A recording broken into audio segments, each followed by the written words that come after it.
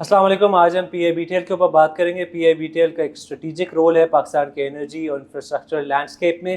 Company 12 million ton जो है वो कोल हैंडलिंग की कैपेसिटी रखती है, 4 मिलियन सीमेंट और क्लिंकर की हैंडलिंग की कैपेसिटी रखती है। रीसेंट टाइम्स हमने देखा 9 माह के रिजल्ट्स भी इसके गवाह हैं कि कंपनी की परफॉर्मेंस बहुत बेहतर हुई है। कंपनी चूँकि एक रेवेन्यू अर्न करती है जो कि डॉलराइज्ड होता है ऑन अ पर टन बेसिस, यानी कि जितना हैंडल करती है कार्गो, उस हिसाब से इसका रेवेन्यू डिटर्मिन होता है। और चूँकि बुनियादी वजह यह है कि जो इसका वॉल्यूम बेहतर हुआ है, इस वजह से ये अर्निंग्स इंप्रूवमेंट हमें दिख रही हैं। अब कंपनी चूँकि आगे जाते हुए अब जून 26 के अंदर इसका फॉरेन डेट कंपोनेंट भी ख़त्म हो जाएगा, तो डिविडेंड भी दे सकेगी, जिसकी वजह से हमारा ख्याल है अब से डिविडेंड भी कंपनी के अंदर आना शुरू हो जाएगा। अगर हम वॉल्यूम देखें तो हमने कोई 8 मिलियन टन हमें लगता है कि अब इसका नॉर्मलाइज वॉल्यूम है। आगे कुछ इसमें डिक्रीज भी आ सकता है because of Afghan coal substitution, but then हम चूँकि कंजर्वेटिव रह रहे हैं और रिकोडिक के बाद भी आने के बाद तस्वीर में हम बहुत ज़्यादा इंक्रीज़ नहीं देख रहे। अफगान कोल भी चूँकि जो माजी में हमने देखा था जिन वॉल्यूम्स के साथ होता था, अब वो हमें नज़र नहीं आता मुस्तक़बिल करीब में कि अफगान कोल उस तरह से सीमेंट प्लेयर्स इस्तेमाल कर रहे होंगे। अगर ये दोबारा आ भी जाते हैं तो जो सीमेंट की डिमांड है सीमेंट प्लेयर्स की for coal, that is also increase. तो हर साल अब हम 6 से 8% की पर एनम इंक्रीज़ देख रहे हैं सीमेंट प्रोडक्शन के अंदर, आउटपुट के अंदर आगे जाते हुए। उस सब को केटर अफगान कोल नहीं कर सकेगा। दूसरा, ये टर्मिनल से जो भी सामान आता है वो ऑफिशियल जो हमारी इंपोर्ट्स का हिस्सा होता है, तो हमारा ख्याल ये है स्ट्रेटिजिकली कि ये रेलेवेंट रहेगा। आगे जाते हुए रिकोडेक का हमें पता है फ़ेज़ 1 आएगा 2029 से, उसके अंदर 0.8 मिलियन टन है। फिर फ़ेज़ 2 आ रहा है 2031 से, जिसके अंदर 1.8 मिलियन टन जो है इसका हजम है। बट हम इसके अंदर कोई बहुत ज़्यादा इंक्रीज़ नहीं ले रहे और हम 9 मिलियन तक लेके जा रहे हैं वॉल्यूम्स को। 9 मिलियन टन के ऊपर अगर आप देखें तो EBITDA कितना सेंसिटिव है कि अगर 2027 के अंदर अगर हम 9 मिलियन टन करते हैं तो 4 रुपये पर शेयर तो इसकी कैश अर्निंग्स आ रही हैं, और अगर 8 मिलियन टन रखते हैं तो भी 3.4 इसकी अर्निंग्स आती हैं, कैश अर्निंग्स।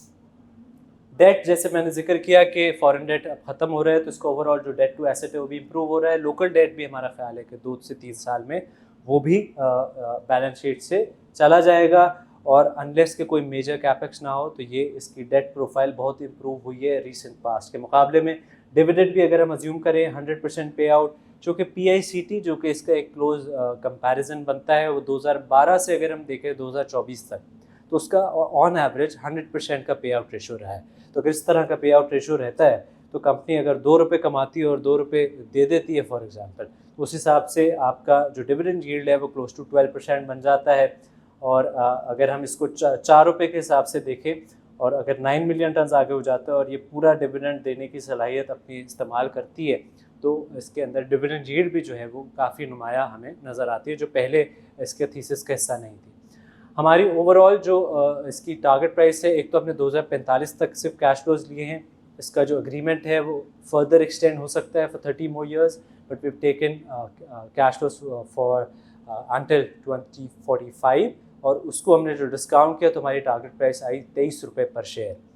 12% हमने रिस्क फ्री रेट रखा है। ओवरऑल कॉस्ट ऑफ इक्विटी 18% रखा है। इसके अंदर कुछ अपसाइड ट्रिगर्स हैं, वो क्या हो सकते हैं? वॉल्यूम्स तेज़ी से बेहतर हो जाएँ, जो हम अज्यूम कर रहे हैं उससे ज़्यादा बेहतर हो जाएं। हर 1 मिलियन टन्स के बढ़ने से EBITDA जो है हमारा वो 60 पैसे से बढ़ जाता है पर शेयर।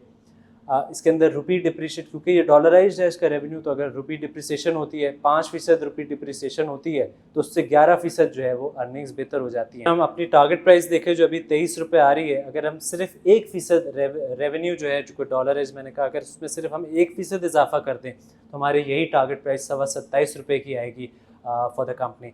मल्टीपल्स देखें तो रीजन के अंदर जो बाकी कंपनीज ट्रेड हो रही हैं वो करीबन 19 के मल्टीपल पे हो रही हैं, जबकि PIBTL क्लोज टू 10 के मल्टीपल पे ट्रेड हो रहा है। तो इसके अंदर काफ़ी सारे अपसाइड ट्रिगर्स मौजूद हैं। रिस्क इसमें यह है कि अगर इसका वॉल्यूम गिर जाता है, उस तरह से नहीं रियलाइज़ होता, चूँकि हम ऑलरेडी बहुत कंजर्वेटिव अजम्पशंस को लेकर चल रहे हैं, तो हमारा ख्याल है कि ये शायद ना हो। इसके अलावा रुपी डिप्रिसिएशन नहीं होती बल्कि अप्रिसिएशन हो जाती है बहुत ज़्यादा, वो भी हमारा ख्याल है कि उस तरह हमें अब नज़र नहीं आती। रुपी स्टेबल तो रह सकता है बट उसमें बहुत मैसिव अप्रिसिएशन नहीं होगी।